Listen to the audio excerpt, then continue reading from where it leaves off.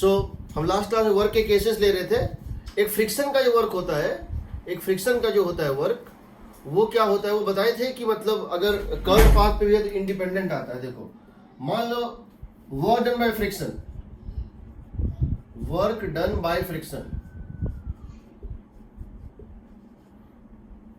इसमें क्या होता है कि मान लो इस तरह से कोई कर्व है, ऐसे करके ये कोई कर्व सरफेस है, ठीक है।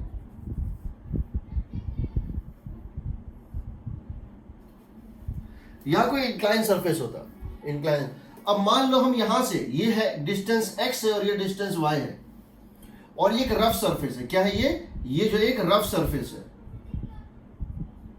और यहां फ्रिक्शन कोफिशिएंट म्यू है, यहां फ्रिक्शन कोफिशिएंट म्यू है, ठीक है। हम इस ब्लॉक को यहां से लेकर के, और धीरे धीरे ऐसे मूव कर रहे हैं, हम इस ब्लॉक को ऐसे लेके मूव कर रहे हैं, ठीक है।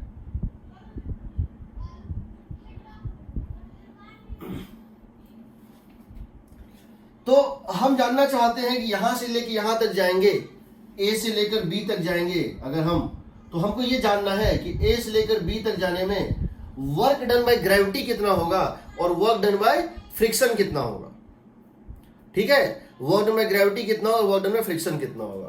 तो जरा देखो, हम जानते हैं जब ये ए से बी तक जाएंगे, फ्रॉम ए टू बी, हम इस बात को समझते हैं कि जब इसको ए से लेके बी तक जाएंगे तो work done by normal zero होगा।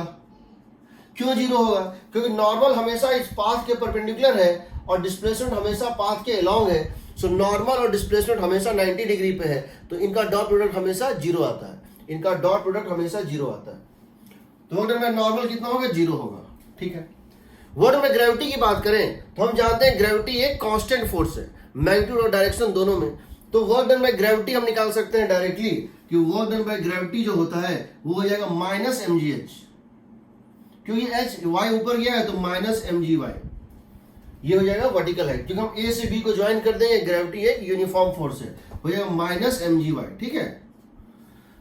कम to work done by friction, work done by friction, हम फ्रिक्शन का वर्क डन जानना चाहते हैं। तो जरा देखो, हम यहां पर एक छोटा सा इस पाथ का टुकड़ा लेते हैं, हम यहां पर एक छोटा सा पाथ का टुकड़ा लेते हैं, बहुत छोटा सा, हम इसको मैग्नीफाई करके दिखा रहे हैं बट है बहुत छोटा सा, ये थोड़ा बड़ा दिखा रहे हैं बट ये बहुत छोटा है, इतना छोटा है ये लगभग स्ट्रेट लाइन जैसा होता है। इस पॉइंट पर अगर ये स्ट्रेट लाइन, किसी भी कर्व का छोटा सा टुकड़ा स्ट्रेट लाइन जैसा बिहेव कर, ये एंगल अगर थीटा है, कितना ये थीटा है, तो इस पॉइंट पर इसके ऊपर फोर्स क्या क्या लग रहा था वो देखो। एक लग रहा था mg, एक लग रहा था mg, यहां पे इसके ऊपर एक फोर्स लग रहा था mg नीचे, दूसरा लग रहा था नॉर्मल इधर, दूसरा लग रहा था नॉर्मल इधर, और यहां एक फ्रिक्शनल फोर्स ऐड कर रहा था इसके ऊपर इस डायरेक्शन में, फ्रिक्शनल फोर्स इसके मोशन के अपोजिट ऐड कर रहा था इधर। ये जो फ्रिक्शनल फोर्स होगा तुम जानते हो नॉर्मल इज इक्वल टू कितना हो जाएगा? mg cos theta, normal is equal to कितना हो जाएगा? mg cos theta. और ये फ्रिक्शनल फोर्स जो है this is going to become F is equal to इस डायरेक्शन में मोशन के अपोजिट म्यू mg cos थीटा होगा ना, क्योंकि काइनेटिक फ्रिक्शन है तो म्यू mg cos थीटा। यहां पे ये टेंजेंशियल डायरेक्शन था, डिस्प्लेसमेंट का डायरेक्शन था, उसके अपोजिट होगा म्यू mg cos थीटा। अब सोचो इसके कारण ये यहां से यहां डिस्प्लेस हो गया, ये यहां से यहां मूव कर गया, स्मॉल डिस्टेंस dl, फ्रिक्शन ये है, फ्रिक्शन ये है, डिस्प्लेसमेंट ये है, तो dw कितना होगा? dw फ्रिक्शन कितना होगा? dw फ्रिक्शन होगा, देखो ये जो दो वेक्टर हैं, डिस्प्लेसमेंट वेक्टर और फ्रिक्शन वेक्टर, हमेशा एक दूसरे के एंटी पैरेलल होते हैं। डिस्प्लेसमेंट जिधर भी होगा पाथ के अलोंग, टेंजेंशियल ट्रेजेक्टरी के अलोंग, फ्रिक्शन उसका अपोजिट होता है। ये अपनी डायरेक्शन चेंज करेगा, ये भी डायरेक्शन चेंज करता रहेगा, ये घूमेगा क्योंकि कर्व घूम रहा है, बट ये हमेशा इसके साथ एंटी पैरेलल ही रहेगा, हमेशा एंगल 180 होगा। तो यहां dwf हो जाएगा यहां से यहां तक में, this force magnitude of this cos of angle between them, angle between displacement vector dl and friction vector is 180 degree. तो ये हो जाएगा mu mg cos theta, mu mg cos theta into dl into cos 180 degree, and that would become equal to minus mu mg dl cos theta, but what is DL cos theta? जरा देखो what is DL cos theta? DL cos theta is, अगर यहां से यहां तक का displacement DL है तो DL cos theta is this. समझो, ये होता है डीएल कॉस थीटा, ये होता है डीएल कॉस थीटा, और ये होता है DL sine theta. DL cos theta का मतलब है इस डिस्प्लेसमेंट का कंपोनेंट, इस डिस्प्लेसमेंट का कंपोनेंट किस डायरेक्शन में? हॉरिजॉन्टल डायरेक्शन में। ये होगा डीएल कॉस थीटा। तो ये हो जाएगा dx, ये क्या हो जाएगा dx, इसको क्या बोलेंगे dx। x में कितना चेंज आया? ये हो जाएगा देखो minus mu mg into dx। ये हो गया dw फ्रिक्शन, यहां से यहां तक में dw फ्रिक्शन इतना हो गया। तो total work done by friction हो जाएगा integral of dw that is equal to minus mu g mg integral of dx। जब इंटीग्रल ऑफ dx करोगे, ये dx ये dx ये dx जोड़ोगे यहां से यहां तक, तो कितना आएगा? सिंपली कितना आएगा? x आएगा। ये हो जाएगा minus mu mgx, minus mu mgx। ये हो गया work done by friction. But यहां एक बात का ध्यान रखना है, मैं बोल रहा हूं इसको स्लोली मूव करना है। क्यों मैं बोल रहा हूं इसको स्लोली मूव करना है? फास्ट मूव मत करना। क्यों? समझो इस बात को। अगर ये तुम्हारा कोई कर्व सरफेस है और तुम एक ब्लॉक को यहां से लेके जा रहे हो ऐसे, तो क्या यहां पर नॉर्मल इस पॉइंट पे, अगर यहां पे टेंजेंट एंगल थीटा बना रहा है, तो क्या यहां पे नॉर्मल mg cos थीटा होगा? अगर यहां इसकी स्पीड v है, अगर पार्टिकल की स्पीड यहां v है, तो ये हो जाएगा, देखो ये हो जाएगा n minus mg cos theta, n minus mg cos theta is mv square by r। समझ रहे हो? क्योंकि ये अगर सर्कुलर ट्रैक पर है तो normal minus mg cos theta किसके इक्वल हो जाएगा? mv square by r। इसलिए दो चीजें जरूरी हैं, या तो ये रेडियस ऑफ कर्वेचर इनफाइनाइट हो, चलेगा, स्पीड में भी चलेगा। समझो, अगर ये इंक्लाइन प्लेन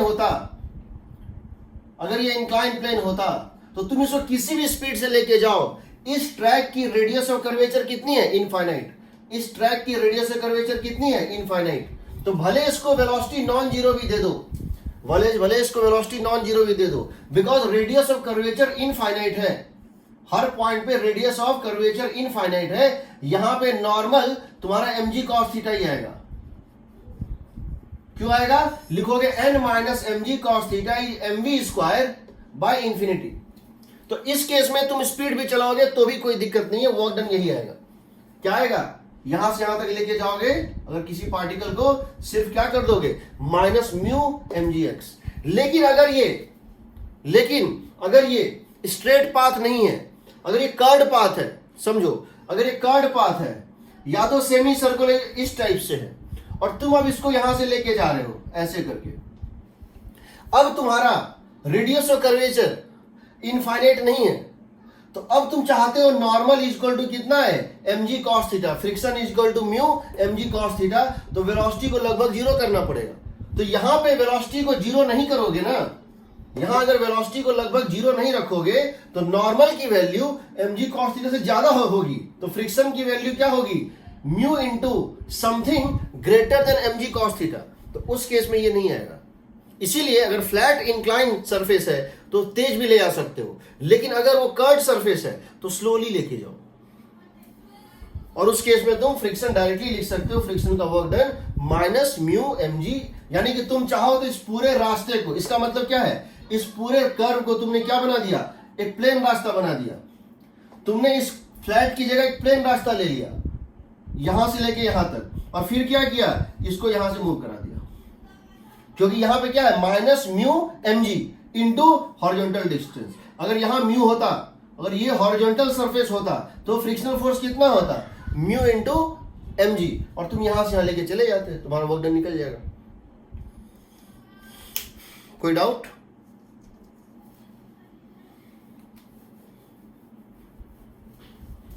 कोई डाउट?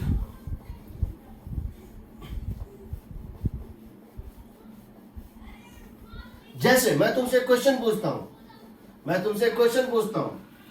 क्या पूछता हूं?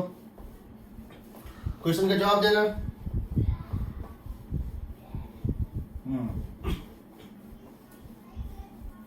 क्वेश्चन ये है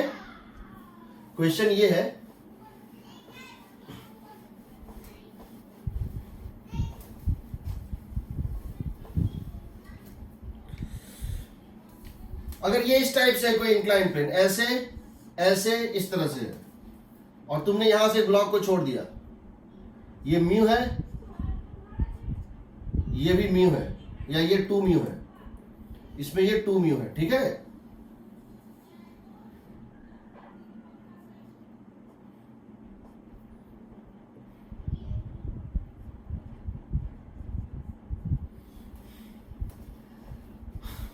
ये लेंथ L है, ये लेंथ भी L है, ये θ1 है और ये θ2 है। ये यहां से स्लिप करता है ऐसे करके और फिर यहां पर जाता है। इस पूरे प्रोसेस में जब ये A से चल के B पार करते हुए C तक पहुंचेगा, ये ब्लॉक A से चलेगा और यहां तक पहुंचेगा। What is work done by friction? तो इसको क्या करोगे? फ्लैट बना दोगे, इस पाथ को फ्लैट, इस पाथ को भी फ्लैट। तो ये डिस्टेंस कितना है बताओ? L cos θ1। ये डिस्टेंस कितना है बताओ? L cos θ2। फ्रिक्शन कोफिशिएंट यहां क्या था? इस पाथ को बना दो प्लेन, तो यह minus mu mg into L cos θ1। और यहां से यहां तक क्या करोगे? -2 म्यू mg। तो हम इसको फ्लैट में कन्वर्ट कर सकते हैं, हम इस इंक्लाइन प्लेन को फ्लैट बना सकते हैं हॉरिजॉन्टल प्रोजेक्शन।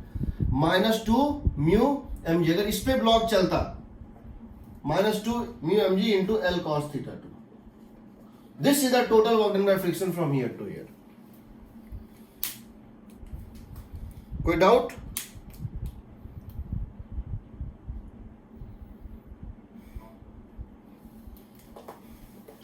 हाँ,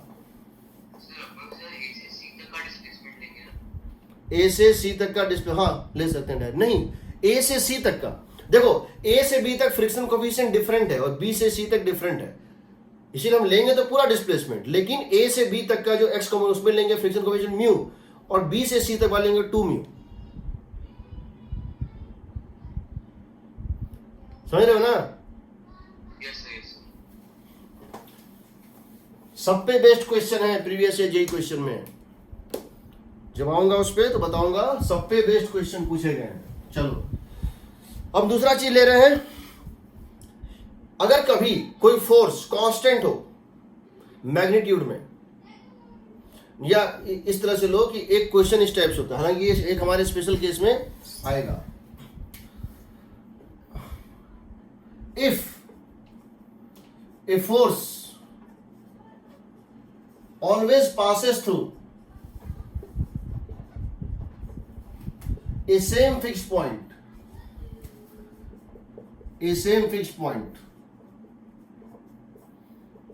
it is called a central force।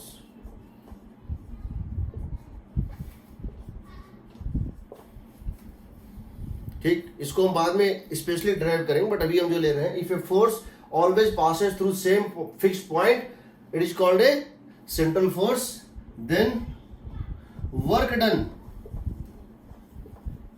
by that force depends only on change in distance from this fixed point। इसका जनरल हम केस लेंगे, जैसे हमारा gravitational force, electrostatic force, spring force, ये सारे हमारे सेंट्रल फोर्स होते हैं। तो सेंट्रल फोर्स को हम सिंप्लीफाई करेंगे, बट अभी हम जो क्वेश्चन ले रहे हैं वो ये है कि मान लो मेरे पास एक पुली है इस तरह से, ठीक है, और यहां से एक रस्सी इस तरह से गया हुआ है, और ये रस्सी यहां पर है, एक ब्लॉक से बंधा हुआ है, ऐसे करके।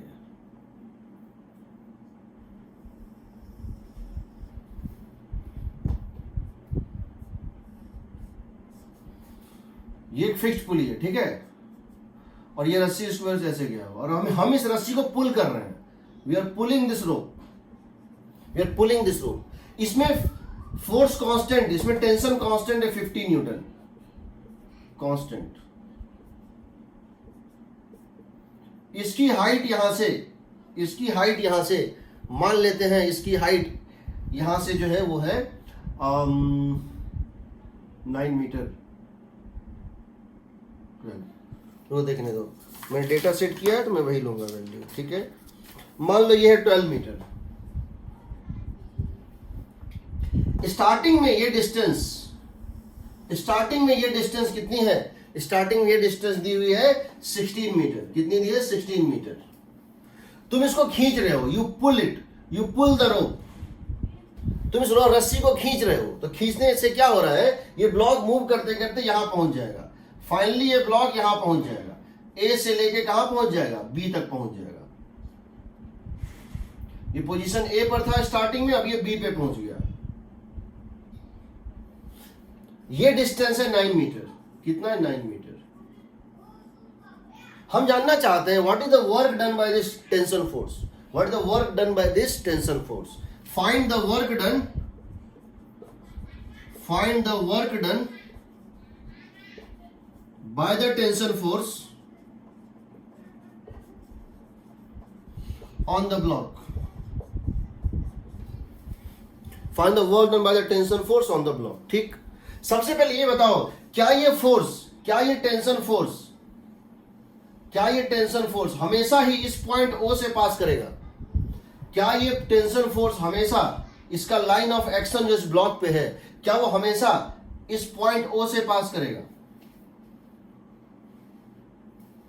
Yes sir. ऐसे फोर्स को बोलते हैं सेंट्रल फोर्स। जब हम सेंट्रल फोर्स बताएंगे, शायद आज ही बता दें या नेक्स्ट क्लास में, तो तुमको उसका ये सबसेट हो जाएगा। लेकिन अभी भी ये सेंट्रल है, अभी एक आसान सा एग्जांपल, बट बहुत कॉम्प्लिकेटेड केस में भी हम इसको निकालते हैं। सेंट्रल फोर्स जब बताएंगे तो सेंट्रल फोर्स का वर्क डन फिजिक्स में बहुत बार आता है और हम उसको यू बनाते हैं क्योंकि हमको उसका एक कंक्लूजन पता होता है। तो यहां पे जब ये मूव करेगा तो ये कैसे वर्क करेगा वो देखो। मान लो यहां पे टेंशन ऐड कर रहा है 50 न्यूटन। कितना है? 50 न्यूटन। कांस्टेंट फोर्स है 50 न्यूटन। ठीक, ये जो धागा है, ये जो पॉइंट है, स्मॉल टाइम में ये जो पॉइंट है वो थोड़ा सा मूव कर गया। कैसे मूव कर गया? ये यहां से मूव करके यहां तक पहुंच गया। कितना डिस्टेंस मूव कर गया बताओ? बहुत छोटा सा डिस्टेंस ये मूव कर गया, dr। Point of application of this tension यहां पे dr मूव कर गया। तो बताओ, अगर ये एंगल थीटा है तो वर्क डन कितना होगा? तो लिख सकते हैं dw is equal to f dot dr, यानी कि 50 newton into dr cos theta. ये होगा ना? बताओ, जब ये पॉइंट ऑफ एप्लीकेशन यहां से मूव करके बहुत स्मॉल डिस्टेंस यहां मूव करेगा तो इस इवेंट में वर्क डन बाय दिस क्या होगा? f dot dr means f dr cos theta. अब जरा देखो dr cos थीटा क्या है? dr cos थीटा क्या है? ये है नया स्ट्रिंग। ये क्या है? ये है नया स्ट्रिंग। ये था पुराना स्ट्रिंग, ये है नया स्ट्रिंग। यहां से ड्रॉप कर दो परपेंडिकुलर, यहां से ड्रॉप कर दो परपेंडिकुलर। जो लेंथ था ये और ये तो बराबर होगा, लगभग पैरेलल होते हैं। ये dr cos थीटा क्या है समझो। dr cos theta is the distance by which the dr cos theta, ये जो dr cos थीटा है ये वो डिस्टेंस है जिससे ये पॉइंट O के नजदीक चला गया। This is dr cos theta is the displacement of point of application towards point O। यानी अगर हम पॉइंट O को सेंटर मान के एक सर्किल बनाते, ऐसे पॉइंट O को सेंटर मान के एक सर्किल बनाते और पॉइंट O को सेंटर मान के हम बाद में ये बना रहे हैं सर्किल, ये बता रहा है ये इसके कितने नजदीक आ गया। This distance is displacement towards O। ये जो कंपोनेंट है ये क्या है? Displacement perpendicular to O। ये रेडियस के परपेंडिकुलर, इससे कोई मतलब नहीं है हमको। ये मतलब ये कितना इसके O और point A, point of application और O, point of application of force और जिससे वो पास कर रहा है उसके बीच की दूरी कितनी घटी, किस डायरेक्शन में घटी, उससे मतलब नहीं है। उनके बीच का सेपरेशन कितना घट गया। तो इनके बीच का सेपरेशन जो पहले था और अब जो है वो घट गया dr cos थीटा। ये होता displacement towards O means change in separation. अब जब तुम इसको इंटीग्रेट करोगे तो क्या होगा बताओ? 50 तो कांस्टेंट है, 50 तो कांस्टेंट है, तो वर्क डन हो जाएगा 50 जो भी है फोर्स इनटू, इसका मतलब क्या है? इसका मतलब है टोटल डिस्प्लेसमेंट या टोटल डिस्प्लेसमेंट या decrease in separation from O से जो इस पॉइंट की दूरी थी वो कितनी घट गई, उस पर डिपेंड करेगा वर्क डन। जैसे इस केस में जब तुम्हारा स्टार्ट हुआ था तो ये डिस्टेंस कितना था? ओ से लेकर ए तक का डिस्टेंस कितना था? 12 स्क्वायर प्लस 16 स्क्वायर। देखो जब ये स्टार्टिंग में ए पर था तो 12 स्क्वायर प्लस 16 स्क्वायर, यानी distance from O to the point of application was 20 metre. सही है? 12 स्क्वायर प्लस 16 स्क्वायर। अब कितना है बताओ? 12 स्क्वायर प्लस 9 स्क्वायर। अब ये डिस्टेंस कितना है? 12 स्क्वायर प्लस 9 स्क्वायर 15 मीटर। जो पॉइंट ऑफ एप्लीकेशन था वो पहले यहां से कितने डिस्टेंस पे था? डायरेक्शन को भूल जाओ, ये कितने डिस्टेंस पे था? 20 मीटर पे। अब कितने डिस्टेंस पे है? 15 मीटर। कितना नजदीक आ गया? 5 मीटर। तो यहां डाल दो 5 मीटर। 50 इंटू 5 मीटर यानी 250 जूल का वर्क डन करेगा ये टेंशन। 250 जूल का वर्क डन करेगा ये टेंशन। हाँ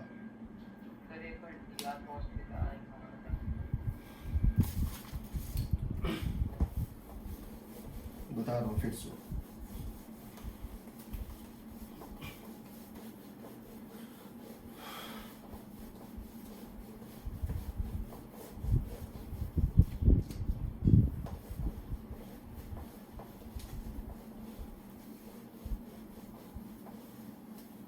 देखो हम कह रहे हैं ये पॉइंट ओ है और ये फोर्स हमेशा ओ से पास हो रहा था। किसी मोमेंट पर यहां एक ब्लॉक बंधा हुआ है, ठीक है? ये हमेशा इससे पास होता है, ये हमेशा इस पॉइंट से ये फोर्स पास होता है। हम कह रहे हैं यहां पर ये ऐसे था टेंशन टी और ये थोड़ा सा मूव किया, बहुत नेग्लिजिबल है, थोड़ा बड़ा करके दिखा रहे हैं। नेग्लिजिबल डिस्प्लेसमेंट मूव किया dr। कितना मूव किया? ये dr। ये यहां से यहां मूव करके dr, ठीक है? ये पॉइंट यहां से यहां मूव करके dr। तो वर्क डन अगर हम निकालना चाहें इस डिस्प्लेसमेंट के लिए, इस टेंशन की वजह से, तो आएगा dw is equal to t dot dr। यही होता है work done by tension during this small displacement. ये हमेशा वैलिड होता है डिफरेंशियल फॉर्म में। ये हो जाएगा T D R cos theta, where theta is the angle between T and D R, T vector and D R vector, ठीक है? But what is D R cos theta? इस D R का दो component है, समझो। एक component इस direction में है और एक कंपोनेंट इस डायरेक्शन में है। इस डी आर का दो कंपोनेंट है, एक इस डायरेक्शन में और एक इस डायरेक्शन में। इस डी आर का दो कंपोनेंट है, एक है टेंशन के परपेंडिकुलर,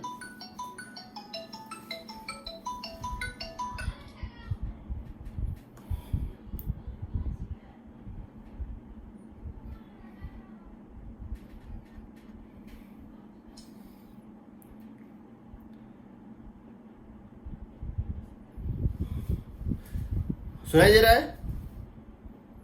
यस सर। इसका एक कंपोनेंट है इसके पैरेलल टेंशन के डायरेक्शन में और एक है टेंशन के परपेंडिकुलर।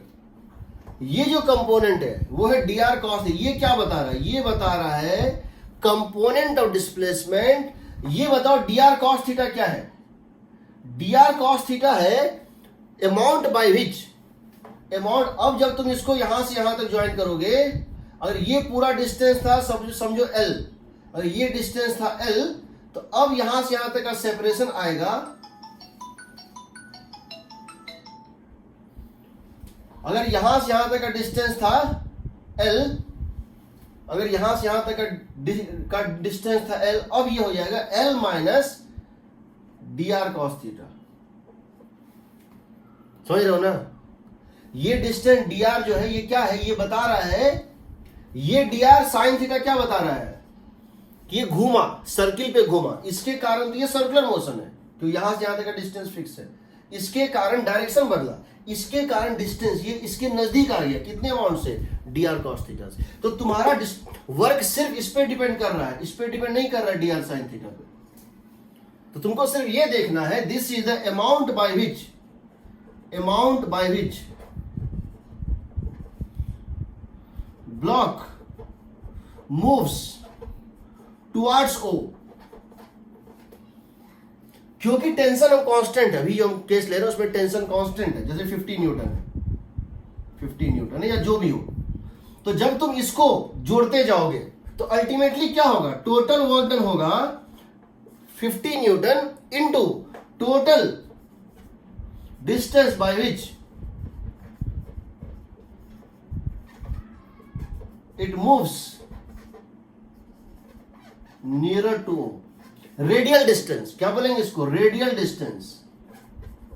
रेडियल डिस्टेंस कितना मूव किया, रेडियल डिस्टेंस कितना मूव किया, ये निकालेंगे। तो यहां भी तुमको आ जाएगा, इस केस में 50 न्यूटन तो था ही, शुरू में O से लेके वहां तक का डिस्टेंस हम निकाले थे 20, और बाद में O से लेके वहां तक का डिस्टेंस क्या निकाले थे हम, 15।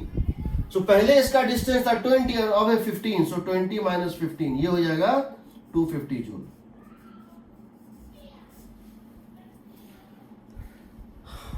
चलो एक काम करते हैं, हम सेंट्रल फोर्स बता ही देते हैं, ठीक, हम सेंट्रल फोर्स का वर्क डन बता ही देते हैं, उसमें ये भी चला जाएगा, क्योंकि सेंट्रल फोर्स बड़ा कॉमन सा फोर्स है आगे चल के, ठीक है। और सेंट्रल फोर्स में बहुत सारे लोग कंफ्यूजन में रहते हैं कि कैसे होता है, ठीक है। तो हम इन जनरल सेंट्रल फोर्स ले रहे हैं, क्या ले रहे हैं, इन जनरल सेंट्रल फोर्स, जिसकी मैग्नीट्यूड कांस्टेंट नहीं भी हो, समझ रहे हो।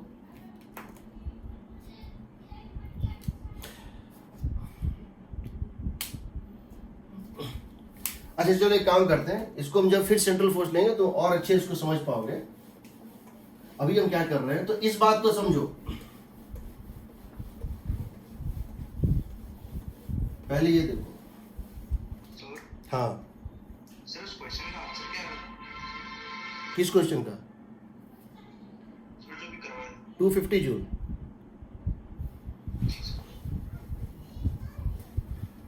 देखो पहले स्प्रिंग फोर्स ले लेते हैं।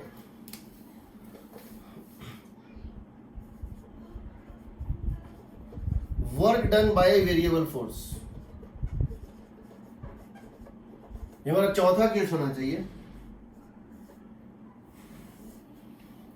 हम सबसे पहले ले रहे हैं वेरिंग इन मैग्नीट्यूड। क्या ले रहे हैं, varying in magnitude, variable in magnitude, variable in magnitude. चूंकि हमारा पहला फोर्स है, हम इसको 1D फोर्स ले रहे हैं, पहला केस ले रहे हैं 1 dimensional force. So force is a function of x, force is a function of x, force जो है वो एक्स का फंक्शन है, 1D फोर्स है, यानी फोर्स जो है फंक्शन ऑफ एक्स है, ठीक है, फोर्स जो है फंक्शन ऑफ एक्स है। तो समझो इसका वर्क डन कैसे निकालेंगे। हम वर्क डन कब निकालते थे, हम वर्क डन जब भी निकालते थे, हम क्या करते थे कि एक इंटरवल लेते थे कुछ डेल्टा एक्स, जिसमें फोर्स कांस्टेंट होता था, यहां से लेके यहां तक फोर्स क्या होता था, कांस्टेंट होता था। और हम क्या करते थे, बिकॉज इस इंटरवल में, इस डेल्टा एक्स के इंटरवल में फोर्स यूनिफॉर्म है, कांस्टेंट है, हम इस इंटरवल में वर्क लिखते थे force dot delta x, force dot delta x. But यहां क्या है, ये मान लो कोई पॉइंट है, ओरिजिन या कोई भी पॉइंट है, यहां से जब तुम डिस्टेंस एक्स पे जाते हो, यहां तुम जब डिस्टेंस एक्स पे जाते हो तो तुम देखते हो कि यहां फोर्स जो फंक्शन ऑफ एक्स है अपनी वैल्यू अटेन कर लेता है एफ एक्स। जब इसकी एक्स कोऑर्डिनेट एक्स है तो फोर्स की value F H function of x है। अब क्या है कि अब ये एक्स अपनी वैल्यू चेंज करके कर देता है एक्स प्लस डी एक्स, ये अपनी एक्स की अपनी वैल्यू चेंज करके वो कर देता है एक्स प्लस डी एक्स। यानी ये बहुत छोटा, हम थोड़ा बड़ा करके दिखा रहे हैं, ये है, ये कोऑर्डिनेट है एक्स, तो फोर्स था एफ एक्स, ये कोऑर्डिनेट है एक्स प्लस डी एक्स, तो यहां पे फोर्स को क्या हो जाना चाहिए, एक्स प्लस डी एक्स होना तो यही चाहिए था। जब ये कोऑर्डिनेट एक्स है तो फोर्स है एफ एक्स, जब ये कोऑर्डिनेट हो गया एक्स प्लस डी एक्स तो फोर्स हो जाना चाहिए एक्स प्लस डी एक्स। इसके मिड पॉइंट पे फोर्स को होना चाहिए था जब ये चेंज dx की जगह कितना है dx/2, यहां फोर्स को क्या बनना चाहिए था x प्लस dx/2, यहां फोर्स को क्या होना चाहिए x प्लस dx/2। जब यहां पर होता तो फोर्स की वैल्यू क्या होती है function of f of x plus dx/4।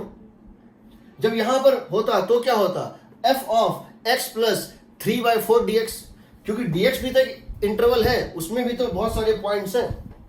लेकिन न्यूटन ने कहा था, इंटीग्रेशन का रूल होता है कि इंडिपेंडेंट वेरिएबल को बदलो, इंडिपेंडेंट वेरिएबल को बदलो किस अमाउंट से dx, जितना छोटा हो सके। इंडिपेंडेंट वेरिएबल को बदलो बट डिपेंडेंट वेरिएबल को कांस्टेंट रखो। यानी तुमको यह मानना है इस इंटरवल में, किसमें dx में, यह है इंडिपेंडेंट वेरिएबल। ये इंडिपेंडेंट वेरिएबल जब dx से बदलेगा, इस इंटरवल में जो फोर्स इसके लेफ्ट एंड पे था, जो फोर्स इसके लेफ्ट एंड पे था, वही इसके हर पॉइंट पे मेंटेन रहेगा।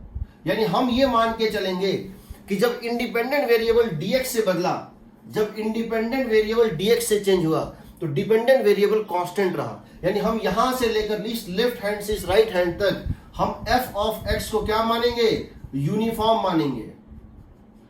हम इस लेफ्ट एंड से राइट एंड तक जो लेफ्ट एंड पे इसका वैल्यू आ चुका था, जो लेफ्ट हैंड पे इसका वैल्यू आ चुका था, उसी वैल्यू को मेंटेन रखो राइट एंड तक। हालांकि तुम x को बदल रहे हो, तुम x को स्मॉल अमाउंट dx से बदलो, x को स्मॉल अमाउंट dx से बदलो, बट इसको कांस्टेंट मान लो इस छोटे से इंटरवल के लिए। ये होता है इंटीग्रेशन का बेसिक रूल। इसको बोलते हैं लेफ्ट हैंड लिमिट और इसको बोलते हैं एब इनिशियो मेथड, जिससे हम इसको निकालते हैं। ठीक है, यानी change dx but do not change fx। Force को मत बदलो, x को बदलो, x को स्मॉल अमाउंट dx से बदलो बट फोर्स को कांस्टेंट रखो। कर लिया। अब तुम्हारे पास एक ऐसा इंटरवल आ गया जिसमें फोर्स यहां भी fx था, यहां भी fx था, यहां भी fx था, यहां, यानी इस इंटरवल में ये फोर्स कांस्टेंट है। तो तुम इस इंटरवल में वर्क डन लिख सकते हो dw is equal to f dot dx। यहां तो डॉट में तुम देख लोगे cos 90 या cos 0, तुम इसको लिख सकते हो f dx, fx dx। अगर ये cos 0 डिग्री है क्योंकि अगर फोर्स इस डायरेक्शन में है तो ठीक। अब तुमको क्या करना है, ऐसे ऐसे बहुत सारे इंटरवल बनेंगे, ऐसे ऐसे बहुत सारे इंटरवल बनेंगे, सब में वर्क डन निकालोगे, सब में लेफ्ट हैंड वैल्यू अलग होगी। जब ज्यादा दूर पे लोगे यही dx तो लेफ्ट हैंड वैल्यू अलग होगी। तो उस इंटरवल में भले dx सेम है, भले dx इंटरवल सेम है, बट लेफ्ट हैंड पे वैल्यू वो अलग अलग गेन किया था, तो वर्क डन अलग अलग होगा। तो टोटल वर्क डन ये होता है, क्या होता है, ये होता है total work done. Work done होगा टोटल fx dx। इसकी वैल्यू, इसका मतलब है यहां कहां से ले लो, जहां से जहां तुमको लिमिट लेना है x1 से x2। इसको क्या लिखोगे डेल्टा w, इसको लिखोगे डेल्टा w। ठीक है, ये होता है ग्राफिकली, इसका मतलब है area under fx graph, area under force x graph. अगर 1D फोर्स है, फोर्स और x ग्राफ के अंडर का एरिया जो होता है वो क्या देता है, चेंज इन काइनेटिक एनर्जी। यानी अगर तुम्हारे पास इंटीग्रेशन का क्वेश्चन है तो इंटीग्रेशन से बनाओ, और अगर तुम्हारे पास ग्राफिकल क्वेश्चन दिया हुआ है और ग्राफ बहुत अच्छा है, सर्कल है, इलिप्स है, ट्रायंगल है, ट्रेपेजियम है, रेक्टेंगल है, तो उस केस में तुम ग्राफिकली क्वेश्चन बना सकते हो। याद रखना, integral of f dx is same as area under fx graph. यहां एक बात और ध्यान देना कि जो एरिया ऊपर होगा, ऐसे करके मान लो ये फोर्स और x का ग्राफ है, सपोज जो एरिया ऊपर है और जो एरिया नीचे है, अगर ये एरिया है A1 और ये एरिया है A2, इस एरिया को बोलते हैं पॉजिटिव एरिया। इसको क्या बोलते हैं, पॉजिटिव एरिया। ये पॉजिटिव वर्क डन है। इस एरिया की वजह से काइनेटिक एनर्जी बढ़ता है, ये पॉजिटिव वर्क डन है। और इस एरिया की वजह से काइनेटिक एनर्जी घटता है, ये नेगेटिव वर्क डन है। इसलिए तुमसे पूछा जाए what is the net work done, तो नेट वर्क डन क्या हो जाएगा, A1 माइनस A2। ऊपर का एरिया पॉजिटिव, नीचे का एरिया क्या होता है, नेगेटिव होता है। तो अगर तुमसे 1D मोशन में इस टाइप क्वेश्चन पूछा, तुम ग्राफिकली बना सकते हो और ऐसे बना सकते हो। जैसे अगर मैं तुमसे क्वेश्चन ये पूछूं, अगर मैं तुमसे मैथमेटिकल क्वेश्चन ना पूछूं, मैं तुमसे पहला क्वेश्चन जो पूछूं वो पूछूं ग्राफिकल क्वेश्चन क्या पूछूं, ये है, ये फोर्स वर्सेस एक्स का ग्राफ दिया हुआ है।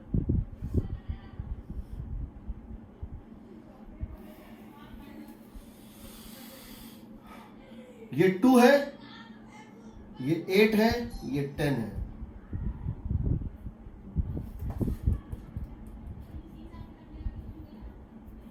ठीक है, ये भी 2 है। What is the work done from 0 to 10? SI में, ये भी SI यूनिट में, न्यूटन में, metre. What is work done क्या होगा बताओ, इसका एरिया निकालो। 16 जो एरिया ट्रेपेजियम होता है half into sum of parallel sides into distance between them. Half into sum of parallel sides into distance, half into sum of parallel sides means 10 + 6 into distance between them is 2। कितना हो गया, 16 joule. 16 joule का work हो रहा है। ठीक है, समझ गए। अगर पूछा वर्क डन तो निकल गया। क्वेश्चन ये है कि अगर if at x = 0 speed is 3 meter per second, find speed at if at x = 0 speed is 3 meter per second, find speed at x = 10, mass of the particle is 2 kg। तो तुमने जब एक बार वर्क डन निकाल लिया, अब मैं तुमसे work done की जगह स्पीड पूछ रहा हूं। तुम जानते हो वर्क डन होता है चेंज इन काइनेटिक एनर्जी। तुम लिख दोगे 16 = K final half into 2 into V², वही पूछे ना, स्पीड पूछे, final speed, minus half into 2 into half into mass into 3²। ये होगा ना, ये और ये कट गया। What is V²? V² is 25, सही है ना। So V is 5 meter per second. Agreed?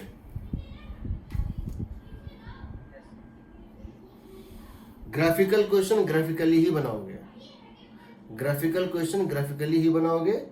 ठीक,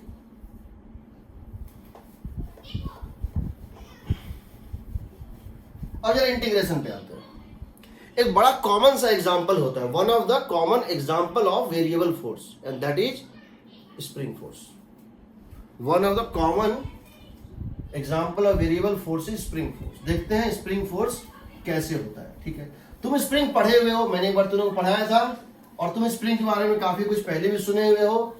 स्प्रिंग में क्या होता है कि जब भी उसकी लेंथ को तुम एक्स अमाउंट से चेंज करते हो तो वो एक फोर्स क्रिएट करता है kx, जो हमेशा उसको नेचुरल लेंथ पे लाना चाहता है। यानी जब तुम उसको एलोंगेट करते हो वो उसको वापस लाना चाहता है, जब उसको कंप्रेस करते हो तब भी वो वापस लाना चाहता है। ये F = -kx बोलते हैं। एलोंगेशन जिधर डिस्प्लेस करोगे नेचुरल लेंथ से, उसका उल्टा फोर्स लगता है, उसको वापस नेचुरल स्टेट पे लाना चाहता है। वो डन बाय स्प्रिंग फोर्स।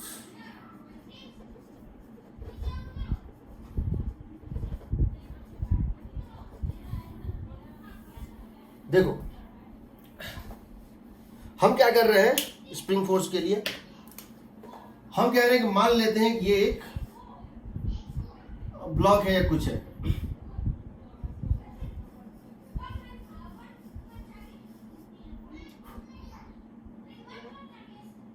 ये है इसका नेचुरल लेंथ। क्या है इसका नेचुरल लेंथ, रिलैक्स लेंथ। ये एंड फिक्स्ड है, स्प्रिंग कांस्टेंट है के, ये एंड फिक्स्ड है, और ये जो एंड है ये फ्री एंड है, ये फ्री एंड है। इस फ्री एंड को हम खींच रहे हैं, ये एंड फ्री एंड, इसको मान लेते हैं ओरिजिन O। इस स्टेट में जब ये फ्री एंड यहां पर है तो नेट फोर्स 0 है, इसमें कहीं कोई टेंशन नहीं है। हम अब क्या कर रहे हैं, इसको खींच रहे हैं। हम इस एंड को एलोंगेट करके यहां ले आते हैं। कहां? यहां ले आते हैं। हम इस एंड को यहां से बढ़ा के यहां ले आते हैं, ठीक है, एक्स लेंथ पे। जब ये फ्री एंड यहां पर है तो स्प्रिंग इसको पुल कर रहा होगा, स्प्रिंग इसको इधर पुल कर रहा होगा। किस फोर्स से?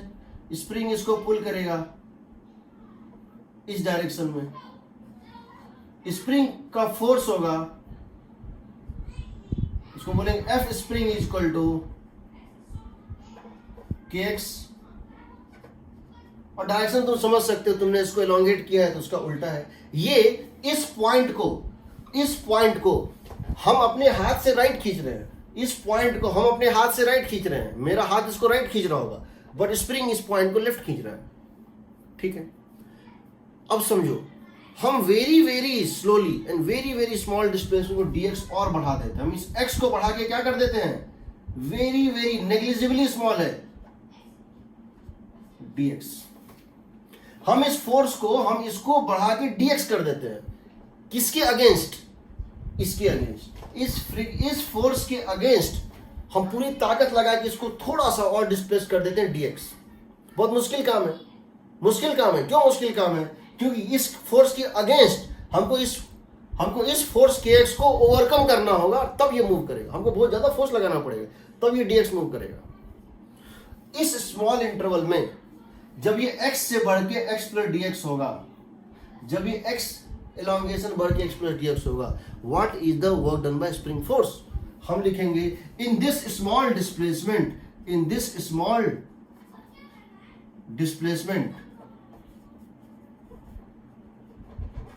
dx work done bye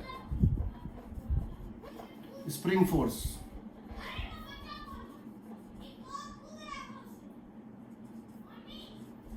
dw equal to कितना हो जाएगा? तो फोर्स स्प्रिंग का पीछे है और ये बढ़ा है आगे, हो जाएगा minus k x d x. क्यों भाई minus k x d x? K x into d x cos 180 degree, k x into d x cos 180 degree. Friction ने नेगेटिव वर्क किया है। क्यों नेगेटिव वर्क किया है? फ्रिक्शन इसको लेफ्ट खींच रहा था, फ्रिक्शन इस पॉइंट को लेफ्ट खींच रहा था, बट डिस्प्लेसमेंट राइट हुआ है, इसलिए फ्रिक्शन का वर्क डन स्प्रिंग फोर्स को लेफ्ट खींच रहा था और ये राइट गया है। इसका मतलब स्प्रिंग का वर्क डन नेगेटिव होगा। सही है?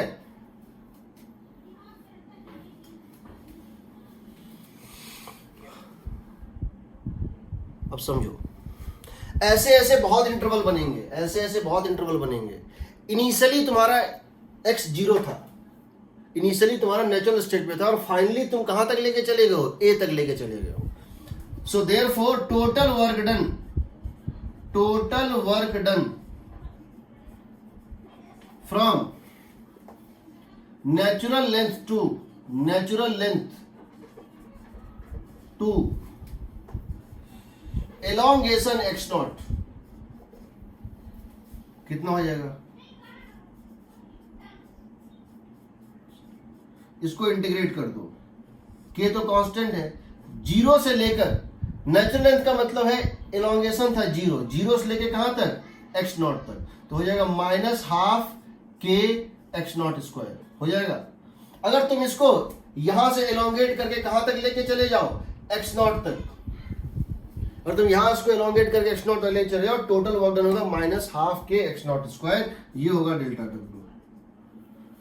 ठीक, लॉजिकली इसको समझो। देखो इंटीग्रेशन एक ठीक है, वो मैथ से आता है, लॉजिकली समझो।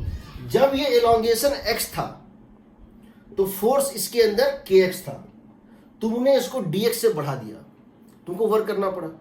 अगर ये एलोंगेशन 2x होता, अगर ये एलोंगेशन x की जगह 2x होता, तब तुम इसको सेम अमाउंट से खींचना चाहते तो ज्यादा तुमको ताकत लगाना पड़ता। क्यों लगाना पड़ता? क्योंकि यहां पे kx को ओवरकम करना है। जब यहां पे k इंटू 2x होता तो k इंटू 2x को ओवरकम करना पड़ता। यानी हर अगला डिस्प्लेसमेंट, समझो, हर अगला dx पिछले dx से ज्यादा डिफिकल्ट है।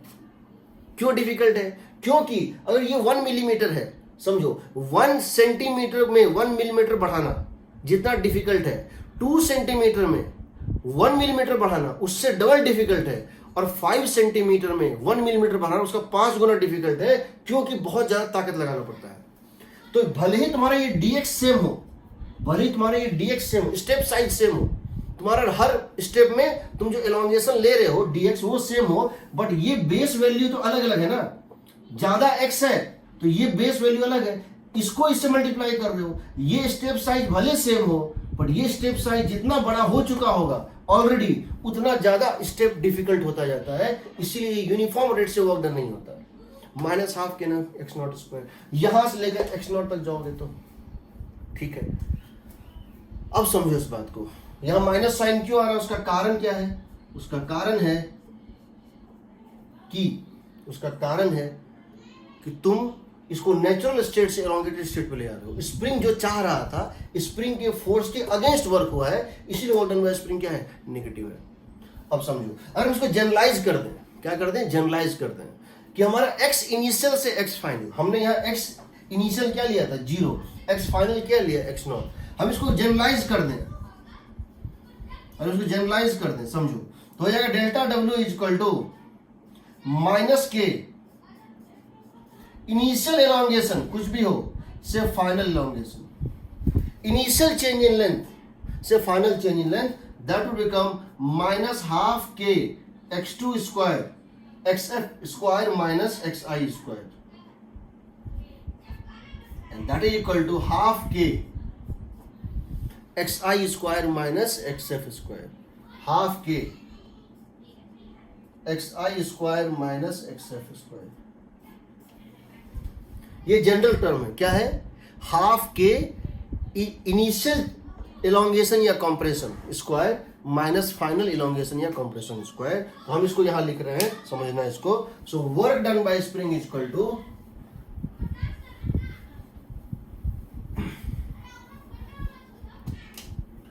Work done by spring, work done by spring ½ k x initial square minus x final square.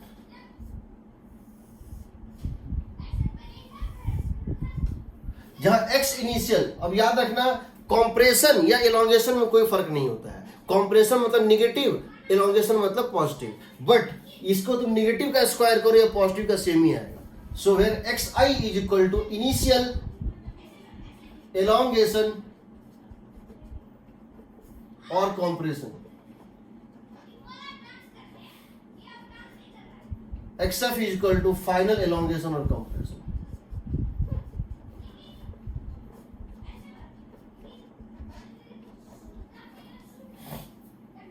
अब समझो, कोई डाउट यहां? इसको याद कर जाओ। इनिशियल पहले लोगे, वर्क डन बाय स्प्रिंग में इनिशियल पहले लोगे, ठीक है। अब समझो इस बात को, हम क्या कर रहे हैं, हम क्या कर रहे हैं, हम एक काम कर रहे हैं कि हम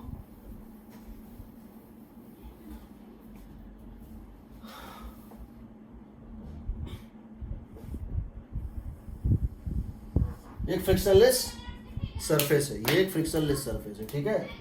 यहां पर एक ब्लॉक रखा हुआ है,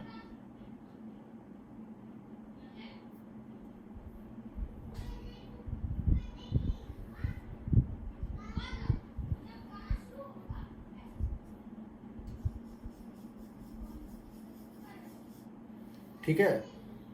ये एक ब्लॉक रखा हुआ था, ये इसका नेचुरल स्टेट है, ये क्या है? इसका नेचुरल स्टेट है। हम क्या करते हैं, इसको खींचते हैं यहां तक, कहां तक? यहां तक। हम इसको यहां तक खींचते हैं। इस डिस्टेंस को मान लो a, इस डिस्टेंस को मान लो a। हम इसको यहां तक खींच के और यहां पे इसको हम a पे तक खींचते हैं और यहां इसको छोड़ देते हैं। ये इसमें बंधा हुआ है, इसको यहां तक खींच के हम इसको छोड़ देते हैं। I left it. Release from rest, हमने यहां पे क्या किया? इसका नाम दे दो P। हमने इसको क्या किया? यहां से रिलीज्ड फ्रॉम रेस्ट, हमने इसको यहाँ से छोड़ दिया तो क्या होगा, ये इसको खींचेगा, एलोंगेटेड स्प्रिंग है, इसको खींचेगा तो ये एक्सेलरेट करेगा। जब ये एक्सेलरेट करेगा तो ये वेलोसिटी गेन करेगा, ये वेलोसिटी गेन करेगा क्योंकि इस पे फोर्स लग रहा है इस डायरेक्शन में। जब इस डायरेक्शन में इस पे फोर्स लगेगा स्प्रिंग का, ये वेलोसिटी गेन करेगा। जब वेलोसिटी गेन करेगा ये यहाँ पहुंच जाएगा।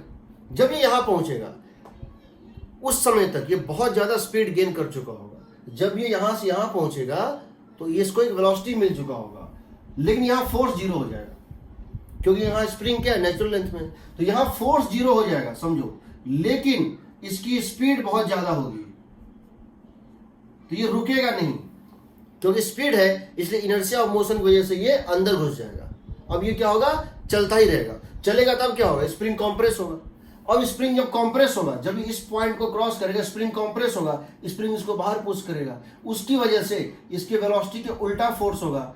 अब फोर्स लगेगा इधर, अब ये धीरे धीरे करके फिर स्टॉप हो जाएगा। ये फिर से क्या होगा, स्टॉप हो जाएगा। कहाँ स्टॉप हो जाएगा, क्यू पे। ये क्यू पे फिर स्टॉप हो जाएगा, पी से चलेगा रेस्ट पे, वेलोसिटी इसका इंक्रीज करेगा। इस पॉइंट पे इसकी वेलोसिटी मैक्सिमम होगी लेफ्ट वर्ड, लेकिन इसको ये क्रॉस कर जाएगा क्योंकि यहाँ ये स्पीड गेन कर चुका है। फिर ये अंदर जाते जाते यहाँ इसको कंप्रेस करेगा। जितना डिस्टेंस ए राइट ये रेस्ट पे था, उतने ही डिस्टेंस ए लेफ्ट पे ये रेस्ट पे आएगा। ये फिर से स्टॉप हो जाएगा। फिर चूंकि यहाँ ये स्टॉप तो हो गया बट स्प्रिंग तो कंप्रेस्ड है, तो स्प्रिंग तो इसको अभी भी धकेल रहा है। फिर ये उधर वेलोसिटी गेन करना शुरू करेगा और फिर वेलोसिटी गेन करेगा रेस्ट पे, यहाँ आएगा वेलोसिटी मैक्सिमम हो जाएगा बट फोर्स जीरो करेंगे वेलोसिटी में, फिर इसको क्रॉस करेगा, फिर अप डाउन करता रहेगा। इसको एसएचएम कहते हैं, इसको एसएचएम कहते हैं। हमको एसएचएम अभी नहीं पढ़ना है बट इसको एसएचएम कहते हैं। हम ये जानना चाहते हैं, हम कहना चाहते हैं अगर ओ से पी तक ये जाएगा तो work done by spring negative होगा। ओ से पी तक work done by spring negative होगा, पी से ओ तक work done by spring positive होगा, ओ से क्यू तक work done by spring negative होगा और क्यू से ओ तक work done by spring positive होगा। सो देखो हम कह रहे हैं वर्क डन बाय स्प्रिंग, क्या, वर्क डन बाय स्प्रिंग, ठीक है। इसमें क्या है, ओ से पी तक माइनस हाफ के ए स्क्वायर, ओ से पी तक माइनस हाफ, पी से ओ तक प्लस हाफ के ए स्क्वायर, ओ से क्यू तक माइनस हाफ के ए स्क्वायर, क्यू से ओ तक प्लस हाफ के ए स्क्वायर। ऐसा क्यों? पहली बात ये समझो, देखो स्प्रिंग क्या चाहता है कि वो नेचुरल स्टेट में रहे। अगर वो एलोंगेटेड से नेचुरल में आया है, अगर वो एलोंगेटेड से नेचुरल में आया है, अगर वो एलोंगेटेड से नेचुरल में आया है, यानी फाइनल वो कहाँ है, ओ पे है। पी से ओ या क्यू से ओ, पी से ओ या क्यू से ओ पॉजिटिव आ रहा है। क्यों पॉजिटिव आ रहा है? पी से ओ का मतलब स्प्रिंग इसको खींच रहा था और ये स्प्रिंग के डायरेक्शन में चला है। किसी भी मोमेंट पे जब ये पी से ओ तक जाएगा तो स्प्रिंग फोर्स था इधर, स्प्रिंग फोर्स था इधर, डिस्प्लेसमेंट भी था इधर, इसलिए प्लस साइन आता है।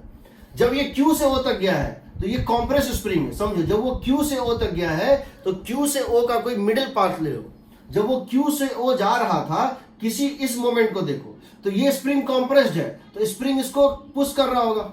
ये स्प्रिंग अभी कॉम्प्रेस्ड है तो स्प्रिंग इसको पुश कर रहा होगा और इसका डिस्प्लेसमेंट भी इसी डायरेक्शन में है, तो इसका मतलब क्या हो गया, ये उसी डायरेक्शन में होगा। तो समझो इस बात को, पी से ओ एलोंगेटेड से नेचुरल या कॉम्प्रेस से नेचुरल जब जाएगा तो प्लस आता है।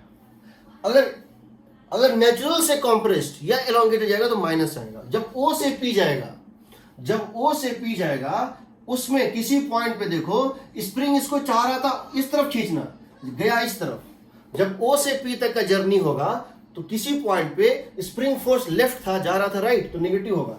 जब ओ से क्यू जाएगा, जब ओ से क्यू जाएगा, सोचो किसी मोमेंट पे जब ये ओ से क्यू जा रहा है, स्प्रिंग अभी कॉम्प्रेस्ड है, स्प्रिंग अभी कॉम्प्रेस्ड है इस अमाउंट से, स्प्रिंग इसको पुश कर रहा है राइट, ये जा रहा है लेफ्ट। या तुम अगर इस फॉर्मूले में देखो, इस फॉर्मूले में देखो, अगर x इनिशियल 0 है, अगर x इनिशियल 0 है, x फाइनल कुछ भी है तो नेगेटिव आएगा। जब तुम O से P जा रहे हो तो x इनिशियल 0 है, देखो O से P जब जाओगे तो x initial 0 x final A, x initial 0 x final A। जब तुम O से Q जाओगे, O से Q x इनिशियल कॉम्प्रेशन या elongation 0 x final minus A, तो माइनस A का whole square minus A square. अगर तुम P से O जाओगे, x initial A x final 0। जब तुम Q से O जाओगे, Q से O जाओगे तो x initial A x final 0। तो ये आता है, बस इतना तो समझ लो इसको याद करने का तरीका। जब भी स्प्रिंग फाइनली नेचुरल स्टेट में आएगा तो वॉट में स्प्रिंग पॉजिटिव होता है, और जब भी स्प्रिंग नेचुरल से एलोंगेटेड या कॉम्प्रेस में जाएगा, फाइनल अगर नेचुरल में आया, एलोंगेटेड या कॉम्प्रेस से नेचुरल में, तो वॉट एंड स्प्रिंग पॉजिटिव, और अगर नेचुरल या से एलोंगेटेड या कॉम्प्रेस में गया तो वॉट एंड स्प्रिंग नेगेटिव। ये होता है, ठीक है, इसका हम यूज करेंगे ना। लेकिन इन जनरल हम तो ये बता दें कि समझो, अगर तुम किसी स्प्रिंग को, अगर हम किसी स्प्रिंग को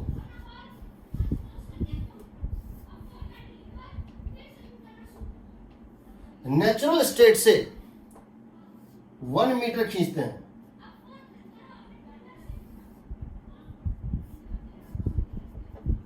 अगर हम किसी स्प्रिंग को नेचुरल स्टेट से 1 मीटर खींचते हैं, 0 से 1 लेके जाते हैं, स्प्रिंग को खींचते हैं इस एंड को 0 से 1, और या इसको 0 से 2 खींचते हैं, इस केस में अगर वर्क डन होगा -12 K1 स्क्वायर। यहां क्या होगा बताओ, यहां वर्क डन कितना होगा -12 K1 स्क्वायर, और यहां क्या होगा -12 K2 स्क्वायर। यहां होगा -12 K1 स्क्वायर। अगर यहां पर वर्क डन W है, 0 से 1 में अगर वर्क डन W है तो 0 से 2 में वर्क डन कितना होगा 4W होगा।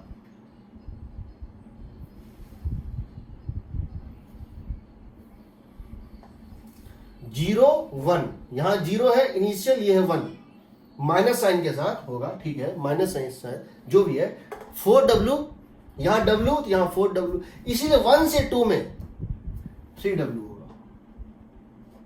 कैसे निकालोगे 3W? इसमें डायरेक्ट प्लेस कर दो, एक बार 0 1 डाल दो, एक बार 1 2 डाल दो, या एक बार 0, जो भी डालना डाल दो, सब कुछ वर्क डन चला आता है। कोई डाउट?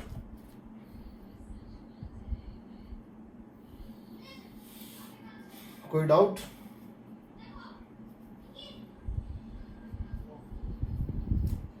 अब देखो, अब कुछ सवालों का जवाब दो, अब कुछ सवालों के जवाब दो।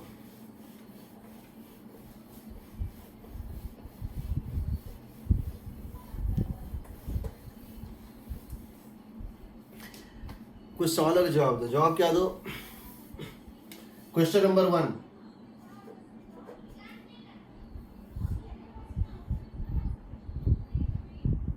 एक दीवार है और यहां एक स्प्रिंग लगा हुआ है, ठीक है, एक दीवार है जिसमें यहां पे एक स्प्रिंग लगा हुआ है, ठीक है, और ये एक ब्लॉक है, और ये ब्लॉक इधर चल रहा है, किस स्पीड से? ये ब्लॉक इधर चल रहा है, ये ब्लॉक चल रहा है इधर। मान लो इस ब्लॉक की स्पीड है ये K दिया है 100 न्यूटन पर मीटर। क्या दिया है? 100 न्यूटन पर मीटर। ये K दिया हुआ है 100 न्यूटन पर मीटर।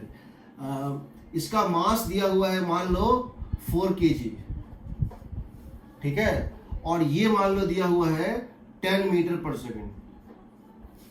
ये फ्रिक्शनलेस है, स्मूथ है, ये फ्रिक्शनलेस सरफेस है, ठीक है। क्वेश्चन है कितना डिस्टेंस, कितना कंप्रेस होने के बाद ये ब्लॉक पहली बार रुकेगा।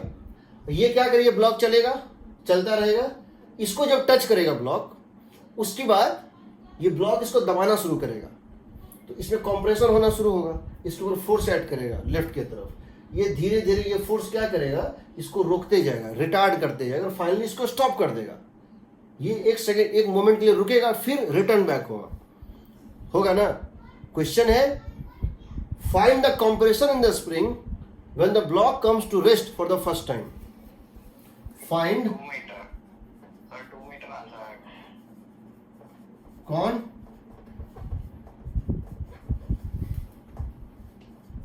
नाम बताओ। अर्नव। मे बी, हमको पता नहीं, वो देख लेते हैं। Comes to rest for the first time. तो क्या करेंगे, लिखेंगे।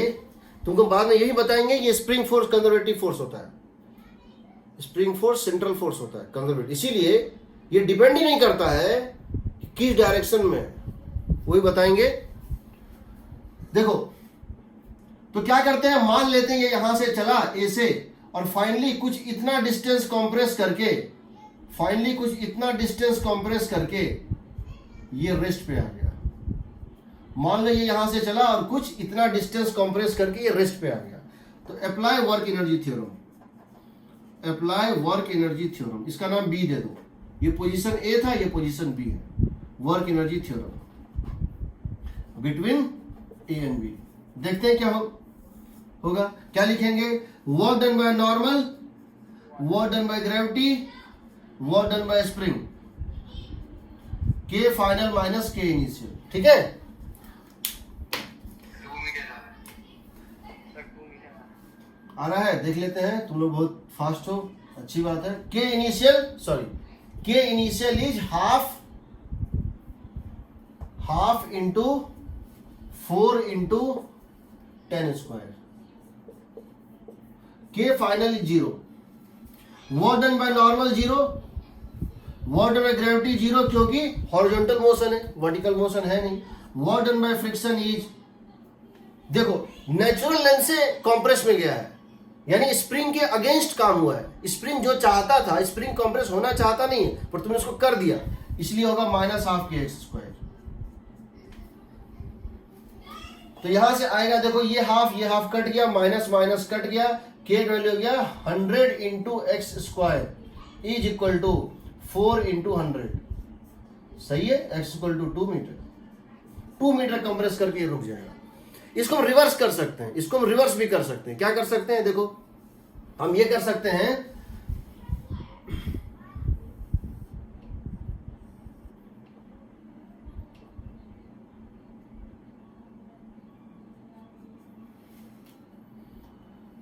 ये स्मूथ सरफेस है, यहां एक स्प्रिंग है, और ये स्प्रिंग जो है कॉम्प्रेस था। इस स्प्रिंग को मैंने क्या किया है, कॉम्प्रेस किया हुआ है। This spring is compressed. इसका के दिया हुआ है, मान लेते हैं 100 न्यूटन ही मान लो। इसका के दिया हुआ है 100 न्यूटन पर मीटर। इसका मास दिया हुआ है कुछ भी 2 kg मान लो। Initially spring is compressed by 20 centimetre. Initially spring 20 centimetre compress था। ये ब्लॉक स्प्रिंग से बंधा हुआ नहीं है, ये ब्लॉक स्प्रिंग से बंधा हुआ नहीं है, यानी जब वो फायर करेगा, जब वो एलोंगेट करना चाहेगा, स्प्रिंग से कांटेक्ट छूट जाएगा। Spring is not attached, spring is not tied to block, या block is not tied to spring. Initial spring compressed at 20 centimeter and released from rest. Find maximum height. यहां जब ये fire करेगा, कुछ देर बाद स्प्रिंग यहां तक आएगा और फिर स्प्रिंग छूट जाएगा और ये फायर हो जाएगा। हमको ये बताना है what is the maximum height attend by the block. Find maximum height 10 centimetre attend by the block. कितना? 10 सेंटीमीटर 10 होगा, देख लेते हैं।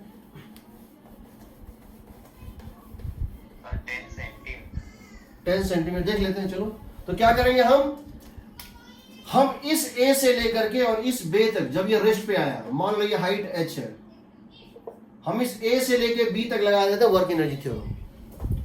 Work energy theorem between A and B, work done by gravity, work done by spring force, work done by normal, work done by spring is K final minus K initial.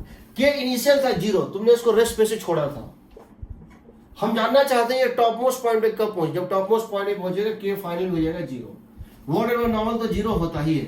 Work done by gravity हो जाएगा minus mgh, work done by gravity हो जाएगा minus mgh, ऊपर गया है। और work done by spring होगा क्योंकि नेचुरल, क्योंकि कॉम्प्रेस से नेचुरल तक गया है, ये कॉम्प्रेस से नेचुरल तक गया है, प्लस हाफ के एक्स स्क्वायर होगा, प्लस हाफ के एक्स स्क्वायर, क्योंकि इनिशियली ये कॉम्प्रेस था और बाद में ये तो स्प्रिंग ने इसको जिधर पुश किया ये उधर ही डिस्प्लेस किया है।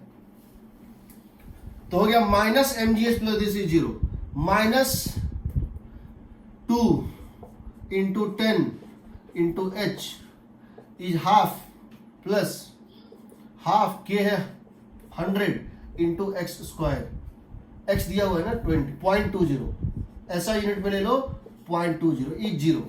यहां से आएगा 20h इज इक्वल टू 2,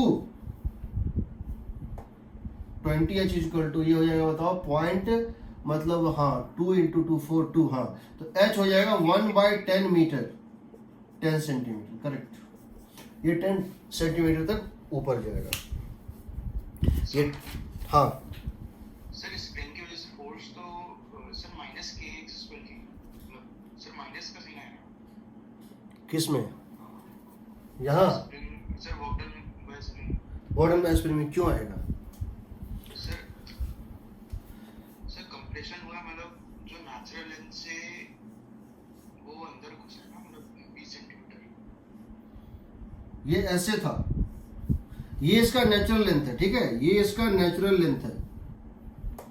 शुरू में ये यहां पर था, शुरू में ये यहां पे था और बाद में ये यहां पर पहुंच गया, यहां पे स्प्रिंग अभी, तो इस बीच में जब किसी पॉइंट पे लोगे तो अभी स्प्रिंग कॉम्प्रेस्ड है ना, अभी इस अमाउंट से स्प्रिंग क्या है, कॉम्प्रेस्ड है, क्योंकि स्प्रिंग का नेचुरल लेंथ तो ये है ना। जब ये प्रोसेस चल रहा था, जब ये प्रोसेस चल रहा था किसी इंस्टेंट पे ये स्प्रिंग इस अमाउंट से कॉम्प्रेस था। कॉम्प्रेस स्प्रिंग क्या करता है, आउटवर्ड फोर्स लगाता है, फोर्स लगा होगा यहां, इसकी डिस्प्लेसमेंट भी इसी डायरेक्शन में है, तो वर्क डन पॉजिटिव आएगा।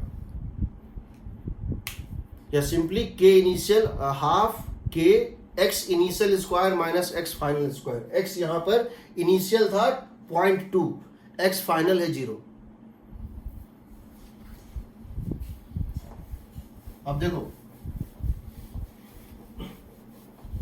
बहुत सारे क्वेश्चन प्रीवियस जेईई में जो है पूछे गए हैं, और वर्क पावर एनर्जी का एक बहुत बड़ा खासियत है, एक भी क्वेश्चन ऐसा नहीं पूछा गया आज तक जिसमें कैलकुलेशन करना पड़ता हो। सब कॉन्सेप्ट बेस्ड आए हैं, सब के सब टोटल। मैं अभी भी क्वेश्चन ले सकता हूं, बट मैं अभी पहले सारे कॉन्सेप्ट देना चाह रहा हूं, तब मैं तुमको बताऊंगा क्वेश्चन कहाँ आईआईटी ने क्या क्या पूछे, तो मैं चाहता हूं तुम इसको रिलेट कर सको उससे। देखो एक क्वेश्चन है,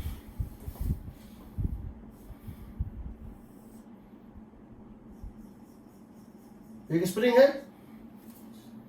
और यहां से ब्लॉक आ रहा है, ठीक है, यहां से ब्लॉक आ रहा है इस तरह से।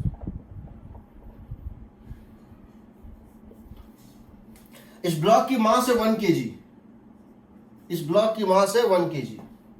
इसके फ्री एंड से इस पॉइंट की डिस्टेंस, इसके फ्री एंड से इस पॉइंट की डिस्टेंस ये 1.6 मीटर। यहां फ्रिक्शन कोफिशिएंट की वैल्यू है, इस सरफेस पे फ्रिक्शन कोफिशिएंट की वैल्यू है 1। इसकी स्प्रिंग कांस्टेंट है 200 न्यूटन पर मीटर, ठीक है, इसके फ्री एंड से ये डिस्टेंस था 1.6। इसकी स्पीड है, इसकी स्पीड है नहीं पता, कुछ स्पीड v है। क्वेश्चन है कि जब ये पहली बार स्टॉप होता है तो ये 10 सेंटीमीटर इसको कंप्रेस कर देता है। क्या करता है, when it stops,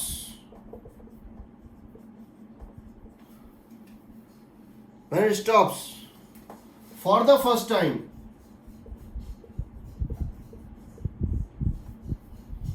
spring is compressed by 10 centimetre. Find initial speed. ये किस स्पीड से चल रहा था कि जब ये पहली बार स्टॉप किया, इस मोमेंट पे इसकी वेलोसिटी अगर v है, ये चलता गया, इसको टच किया, कॉम्प्रेस करके रुक गया, 10 सेंटीमीटर से कॉम्प्रेस करके रुक गया, तो बताना है इनिशियल स्पीड कितनी होगी. तो क्या करोगे? 6 मीटर आएगी. कितना? 6 मीटर पर सेकंड. अर्नव, हाँ सर. मुझे पता नहीं, मैंने तो क्वेश्चन बस क्रिएट किया, तो मैंने तो क्वेश्चन बस बनाया था.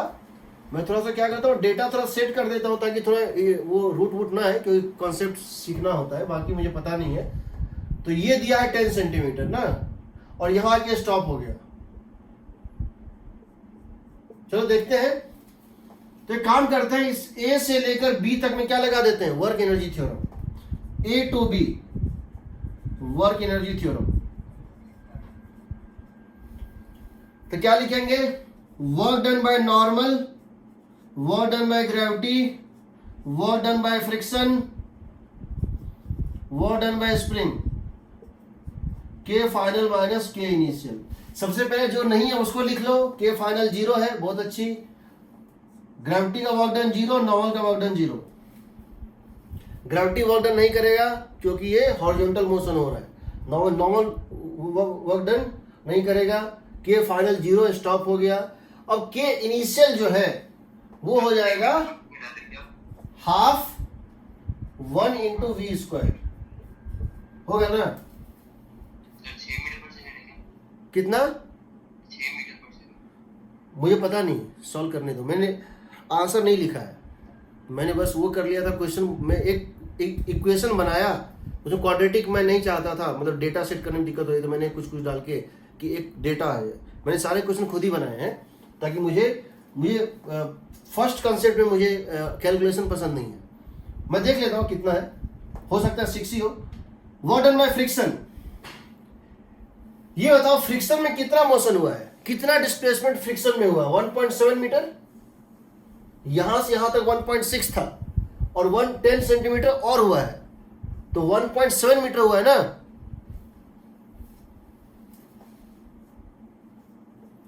Minus mu M G into 1.7. सही है. फ्रिक्शन तो यहां भी वर्क कर रहा था, यहां भी वर्क कर रहा था, यहां भी वर्क कर रहा था, यहां से लेके यहां तक वर्क किया है. स्प्रिंग वर्क नहीं किया था, यहां से यहां तक स्प्रिंग का वर्क सिर्फ इतने दूर था. बट फ्रिक्शन का वर्क में तो पूरा लेंगे ना, 1.7. जो डिस्टेंस था फर्दर जो मूव किया 10 सेंटीमीटर. वाटर में स्प्रिंग में कितना लेंगे? हाफ. माइनस या प्लस? वाटर में स्प्रिंग क्या होगा यहां से यहां तक में? माइनस या प्लस? पहले सो बताओ. माइनस. माइनस होगा, बिल्कुल. Minus half. के का मतलब है 200 इंटू एक्स का मतलब है 0.1 का square. So you are getting minus minus minus cancel कर दो. माइनस माइनस यहां भी जो है माइनस है, कैंसिल कर दो. म्यू एम जी. म्यू का मतलब है 1, एम का मतलब है 1, जी का मतलब 10, 1.7 प्लस ये हो जाएगा, देखो 0.1 स्क्वायर, ये कट गया, ये हो जाएगा 1. 0.1 का स्क्वायर हो गया 1/100. ये 200 से कट जाएगा, ये हो गया 1 इज इक्वल टू, ये हो जाएगा देखो v स्क्वायर बाय 2. कितना हो जाएगा? v square by 2. तो यहां से तुम क्या देख रहे हो? ये कितना है 17 है ना? हाँ करेक्ट, 6 ही आ रहा है. ये है 17 plus 1 18. So v square is equal to कितना हो गया? 36. So v is equal to 6 metre per second. Correct, सही है, सही है, ठीक.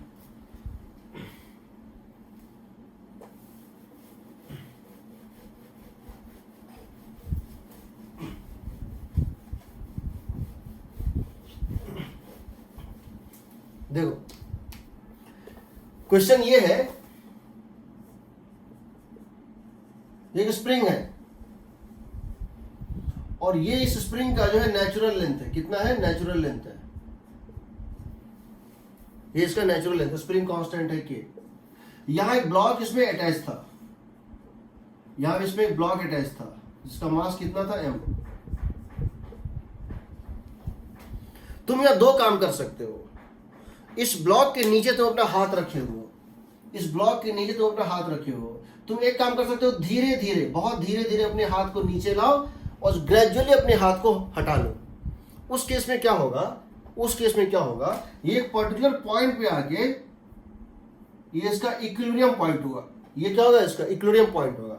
यहां पे ये क्या होगा, इसका इक्विलिब्रियम होगा, मतलब यहां पे इस पे नेट फोर्स 0 होता है। और तुम धीरे धीरे अपने हाथ को नीचे लाओ और फाइनली यहां से निकाल दो, तो ये पर्टिकुलर पॉइंट पे आके तुम्हारे हाथ से कांटेक्ट छूट जाएगा बहुत ग्रेजुअली, और ये वहीं पे रेस्ट पे रहेगा। वहां पे नेट फोर्स क्या होगा 0, स्पीड भी क्या होगा 0। ठीक, एक तरीका ये है कि तुम क्या करो, इसको ग्रेजुअली अपने हाथ को हटाओ बहुत धीरे धीरे, तो ये धीरे धीरे धीरे धीरे तुम्हारे हाथ पे से नॉर्मल घटते घटते एक टाइम नॉर्मल कितना हो जाएगा 0। कब हो जाएगा 0, जब इसका स्प्रिंग फोर्स इसके वेट को खुद बैलेंस कर लेगा, तुम्हारे हाथ का काम नहीं है, तुम्हारा हाथ इसके हाथ से नीचे धीरे निकल जाएगा। दूसरा तरीका है, इस हाथ पे रखे हो, सडनली हाथ को हटा दो, सडनली हाथ को हटा दो। तो जब सडनली हाथ को हटाओगे तो ये अब ये गेन करेगा वेलोसिटी, और जब ये यहां पहुंचेगा तो इसको एक वेलोसिटी मिल चुका होगा, तो इस पॉइंट को क्रॉस कर जाएगा, और फिर जितना दूरी ऊपर से चला था उतना दूरी और नीचे जाएगा, तब स्टॉप होगा। हमको ये बताना है, इक्विलिब्रियम का मतलब होता है जहां नेट फोर्स 0। इक्विलिब्रियम मतलब क्या होता है, जहां नेट फोर्स 0, और जहां नेट फोर्स 0 होगा, अगर ये डिस्टेंस कितना है, मान लो x0 है, तो यहां तुम्हारा इक्वेशन क्या बनेगा, यहां तुम्हारा इक्वेशन क्या बनेगा बताओ, mg नीचे और kx0 ऊपर, यानी x0 की वैल्यू क्या हो जाएगी बताओ, यानी x0 कितनी हो जाएगी mg/k। ये है इसका मीन पोजीशन या इक्विलिब्रियम पोजीशन पे। बट हमारा क्वेश्चन ये नहीं है, ये तो न्यूटन लॉ से आता है, ये इक्विलिब्रियम पॉइंट कहां से आता है, न्यूटन लॉ से आता है। हमें न्यूटन लॉ नहीं लगाना है, हम ये जानना चाहते हैं, if at natural length the block is left, the block is left, यहां आपने इस ब्लॉक को from rest, find its maximum elongation, find maximum elongation of the spring.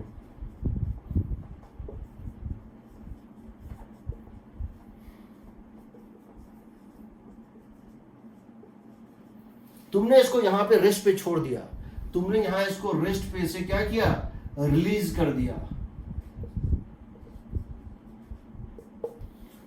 तो ये वेलोसिटी गेन करेगा, क्योंकि जैसे इसको छोड़ोगे इसके ऊपर एक ही फोर्स है mg। अभी तो स्प्रिंग में कोई एलोंगेशन था ही नहीं। अब जैसे जैसे ये नीचे आएगा kx ग्रो करेगा, बट अभी भी नेट फोर्स डाउन है, ये एक्सेलरेट करेगा, यहां इसकी स्पीड मैक्सिमम हो जाएगी। हमको जानना है ये कितना डिस्टेंस नीचे आके फिर से स्टॉप होगा। ये इसका अपर एक्सट्रीम है, ये इसका लोअर एक्सट्रीम है। यहां से जब तुम इसको रेस्ट पे छोड़ोगे, हाँ 2mg/k आएगा, करेक्ट। हम जानना चाहते हैं यहां से कितने डिस्टेंस चलने के बाद ये रेस्ट पे आएगा। Find the distance travelled after which it comes to rest, find the distance travelled after which it comes. तो तुमको यहां लगाना पड़ेगा ए से लेकर के बी तक, क्या लगाना पड़ेगा, वर्क एनर्जी थ्योरम। क्या लगाना पड़ेगा, सो रेस्ट टू रेस्ट, इसका नाम दो ए, इसका नाम दो बी, इसका नाम दो सी, या इसका नाम दे दो O. A to B work energy theorem लगा रहे हैं। देखो ए से लेकर बी तक क्या लगा रहे हैं, वर्क एनर्जी थ्योरम। ए से लेकर बी तक वर्क एनर्जी थ्योरम लगा रहे हैं। क्या लिखेंगे, work done by gravity plus work done bye, और ये डिस्टेंस y मान लेते हैं, ए से बी तक। Let block moves from A to B y distance down before coming to rest for first time। तो A से B तक वर्क एनर्जी थ्योरम लगा दो। ये क्या लिखोगे, work done by gravity plus work done by spring is K final minus K initial. K initial 0 था, तुमने इसको रेस्ट पे से छोड़ा था। के इनिशियल 0, तुमने इसको रेस्ट पे से छोड़ा था। के फाइनल 0, हम वो जानना चाहते हैं कि लोएस्ट पॉइंट जिसके बाद ये फिर वापस आएगा, तो सबसे डीपेस्ट पॉइंट है वहां फिर से ये रेस्ट पे आएगा। वर्क डन बाय ग्रेविटी यहां से यहां तक प्लस mgy। क्यों प्लस? क्योंकि ग्रेविटी के डायरेक्शन में गया है, plus mgy। Work done by spring यहां से यहां तक, नेचुरल से यहां तक, नेचुरल से यहां तक, यानी स्प्रिंग जो नहीं चाहता तो वो हुआ है माइनस हाफ के वाई स्क्वायर, यानी कि mgy माइनस हाफ के वाई स्क्वायर इज 0। एक y तो कट गया, तो y की वैल्यू आएगी 2mg/k। पहला क्वेश्चन, y की वैल्यू क्या होगी? 2mg/k। ये कितना था x0? mg/k, उसका डबल। ये SHM करता है। SHM की खास बात होती है, जिस पॉइंट पे फोर्स 0 होता है उसको बोलते हैं मीन पोजीशन। जिस पॉइंट पे फोर्स 0 होता है उसको बोलते हैं मीन पोजीशन। जिस पॉइंट पे स्पीड 0 होता है उसको बोलते हैं एक्सट्रीम पोजीशन। मीन पोजीशन के अबाउट दोनों साइड सिमेट्री होता है, यानी मीन पोजीशन से एक एक्सट्रीम पोजीशन जितना ऊपर होगा, दूसरा एक्सट्रीम पोजीशन उतना ही नीचे होता है। मीन पोजीशन पे स्पीड मैक्सिमम होती है, फोर्स 0 होती है। एक्सट्रीम पोजीशन पे फोर्स मैक्सिमम होती है, स्पीड 0 होती है। वो सब SHM में देखेंगे, उसका एक अल्टरनेटिव है। ठीक है, हम ये जानना चाहते हैं, जब तुमने इसको यहां से छोड़ दिया तो तुम जानते हो जब वो mg/k डिस्टेंस नीचे जाएगा तो उसका मीन पोजीशन यहां पे होगा ना। जब तुम इसको छोड़ दोगे तो जब यहां पहुंचेगा तो यहां पे इसकी स्पीड होगी कुछ। हम यहां स्पीड जानना चाहते हैं। Find the speed in this case. जब तुमने इसको यहां पे रेस्ट पे से छोड़ दिया तो यहां से चल के यहां रेस्ट पे था, यहां रेस्ट पे है। जब ये अपनी मीन पोजीशन को पार कर रहा था तब इसकी स्पीड कितनी थी? हम जानना चाहते हैं find its speed at its equilibrium position. Find its speed at its equilibrium position. तो क्या करेंगे? फाइंड स्पीड, यहां स्पीड निकालना है। तो अब ए से लेके ओ तक लगा दो वर्क एनर्जी थ्योरम। तुमको पता है ए से ओ की डिस्टेंस कितनी है? ए से ओ की डिस्टेंस कितनी है? mg/k। लिखो work done by gravity plus work done by spring is K final minus K initial. K initial तो 0 हो गया क्योंकि तुमने इसको रेस्ट पे से रिलीज किया था। यहां इसकी स्पीड अगर v है, ये हो जाएगा half mv²। Work done by gravity कितना होगा? mgx0। Work done by gravity कितना होगा? mgx0। क्यों? ये x0 नीचे आया है क्योंकि हम जानते हैं फ्रॉम न्यूटन लॉज कि मीन पोजीशन जो है इसके x0 नीचे होता है। स्प्रिंग का फोर्स माइनस हाफ के x0²। तुमको x0 पता है mg/k, तुम डाल दो। अगर तुम यहां पे x0 डाल दो हो जाएगा mg इंटू x0 मतलब mg/k। तो कितना हो जाएगा बताओ? m² g²/k। x0 की जगह क्या डाल दोगे? mg/k। x is m² g²/k minus half k। x0² means m² g²/k²। यही ना? x0 को होता है m² g²।